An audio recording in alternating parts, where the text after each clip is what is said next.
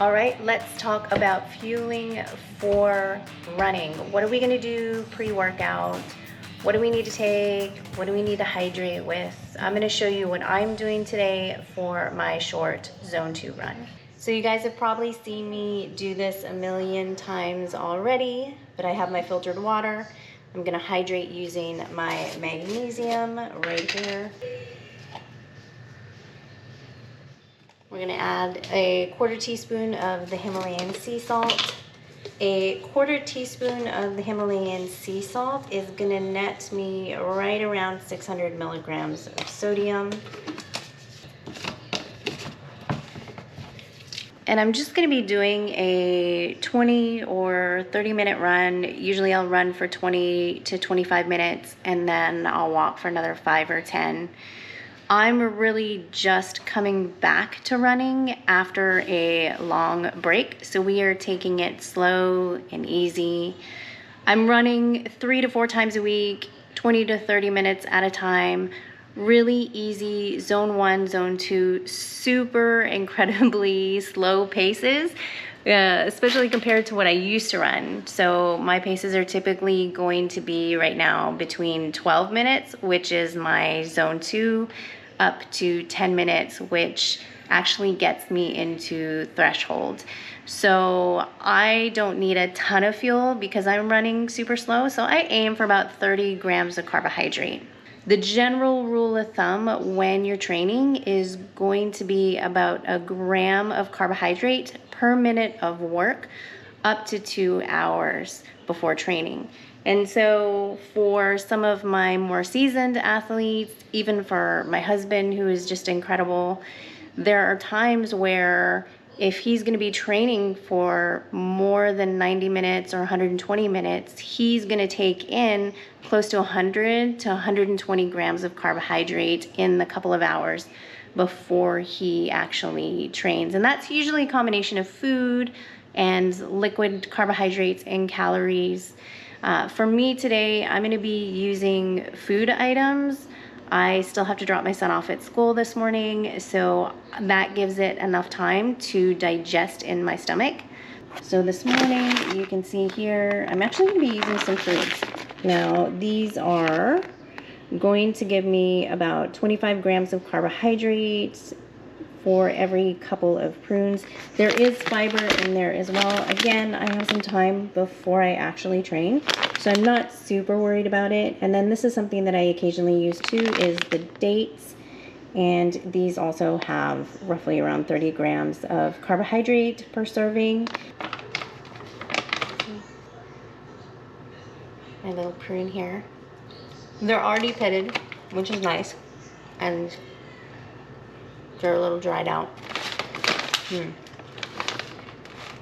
They're so sweet. They're like candy. And then you can see here the date as well. Yeah, really good. All right, let's do school drop off and then head out for our run.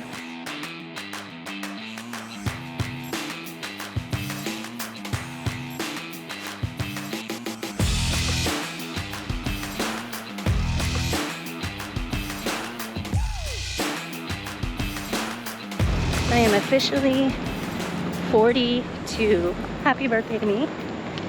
So it is 7 a.m. It's about 80 degrees outside, about 90% humidity, and we are out here running. Happy birthday to me.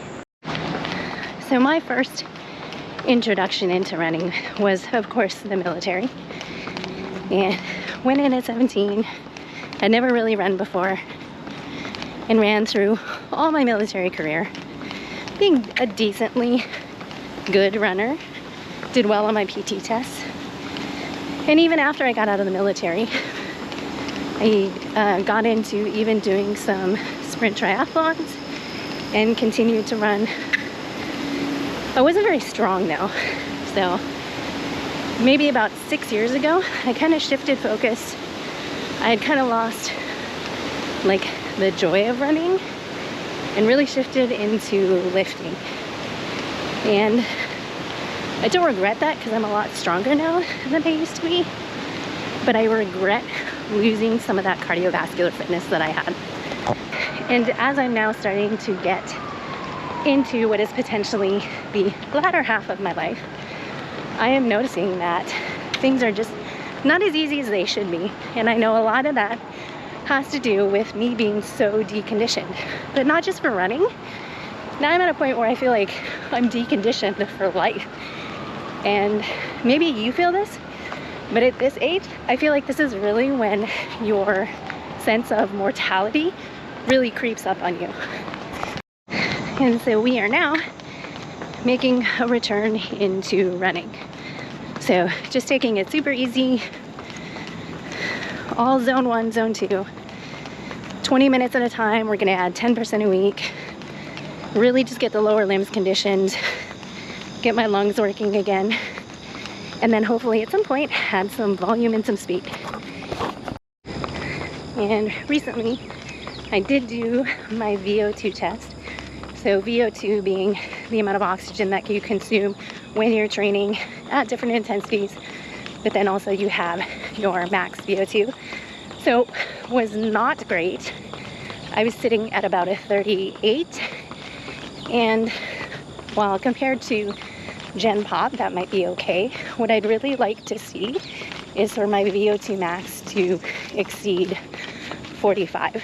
That would put me on par for excellent cardiovascular health.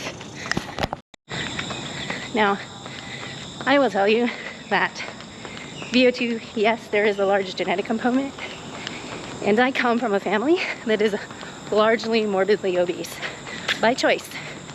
The thing that probably saved me in my young life was my mother's genetics. So my mother was Korean, very petite, very thin. But when I tell you that I grew up in a family that just eats and eats disgustingly awful foods, and that was totally the norm for me as a kid, it's true. And so for me to be a dietitian, that says a lot. Cool down time. Oh, it's slower than I wanted it to be. It's okay, because I gotta keep my heart rate low. Gotta stay in that zone 2, so I'm not gonna be mad about it. Kept the heart rate under 165, and I could still talk. So that's a win for conditioning. All right, we're cooling down now. So let's talk carbohydrates. A lot of people are afraid of carbohydrates, and I don't think for any good reason whatsoever. When we're taking in carbohydrates, especially fast digesting carbohydrates, to fuel moderate to high intensity exercise, that carbohydrate is going to break down into sugar, right? You're gonna get glucose in the bloodstream, and then that glucose is going to get delivered to the working muscle to provide fuel, right? It's gonna go to produce ATP so that you can perform at your best. But people are always like, oh, you can't do carbohydrates, sugar, insulin, blah, blah, blah, blah, blah. Well, so when you are timing your carbohydrates correctly, you're getting the right amount, you are not really using insulin for delivery of that glucose into the cell. You're not storing it as body fat. You actually use a protein transporter during physical activity. It's called GLUT4 if you want to look it up, to deliver that carbohydrate into the muscle tissue. The other benefit with consuming some carbohydrate is if it's hot and you're consuming sodium and water and electrolytes, having that carbohydrate actually helps with delivery of those solutes and that fluid into the muscle cell to help you stay hydrated. And so I think a lot of people forget that, you know, and so you have like all these liquid oral rehydration solutions that people are taking, and they're like, oh, I can't have the sugar in them. Oh, my battery died. So rookie mistake. So people are, what I was saying was that people are drinking all this liquid rehydration solution, but they don't want the sugar in it. Well, the reality is if you don't need the sugar, then you probably don't need the liquid rehydration solution either. If you're not outside in the heat, sweating, working out, training, then it's unlikely that you need to add a ton more sodium to your diet versus somebody who's working in the heat, working in heavy gear, training once, maybe twice each day. Let's continue the conversation around carbohydrates and how to consume them properly, especially in a pre-workout window. I'm having a snack. I've been on calls and meetings all day. Love what I do, but sometimes I hate being chained to my desk. So, what are you gonna do? So I am batting 1,000 right now. My battery totally died again, but we're home, we're showered, we're cleaned up, we're working. And so I just want to continue the conversation on what I was saying earlier, that if you are not working in the heat, if you are not training once or twice a day, if you are not wearing heavy gear, if you're not spending a good bit of time outside in the heat, then you probably don't need to be drinking oral rehydration solutions. You can salt your food normally. You can drink the recommended amount of water throughout the day that you need.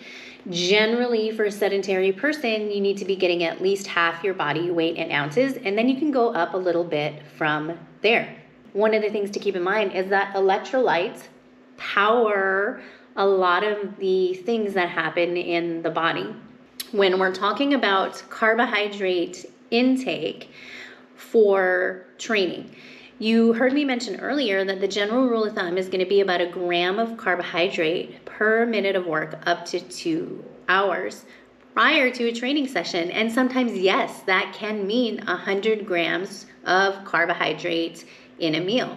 It's not unusual, especially for some of my larger athletes, to take in that much carbohydrate 2 hours before they train.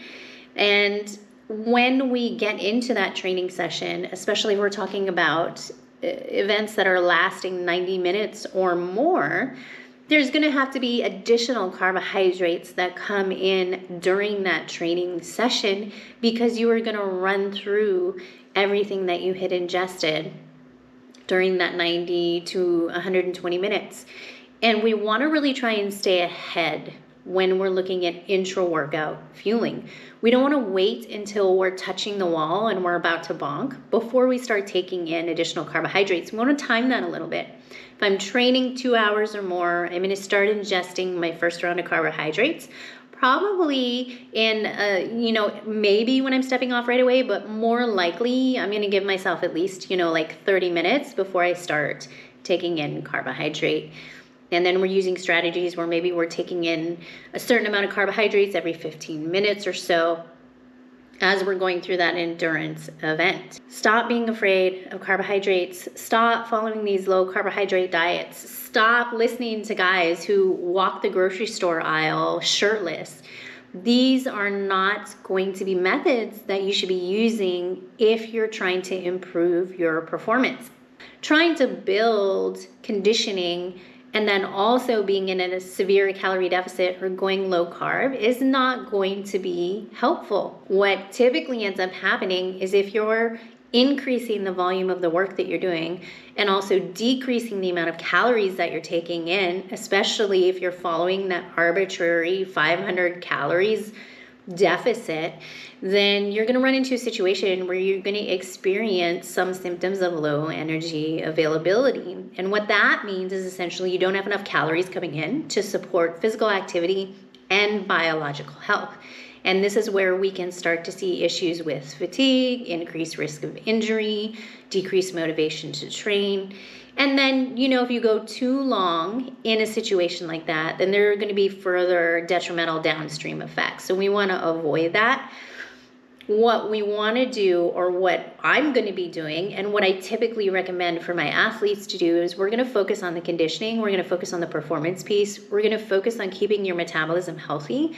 And then when you're in a position where you can get into a calorie deficit and still feel like you're making progress on your performance goals, then we will explore that avenue. But we're definitely not going to do it by eliminating an essential part of your diet, namely carbohydrates. So we want to fuel smartly. We want to make sure that we're fueling intentionally. And we don't want to follow just the advice of any Dick, Sally, Jane, .fit influencer on the internet. So you always want to make sure you're informed. All right, that's my rant for this week. And so we'll see you guys on the next video.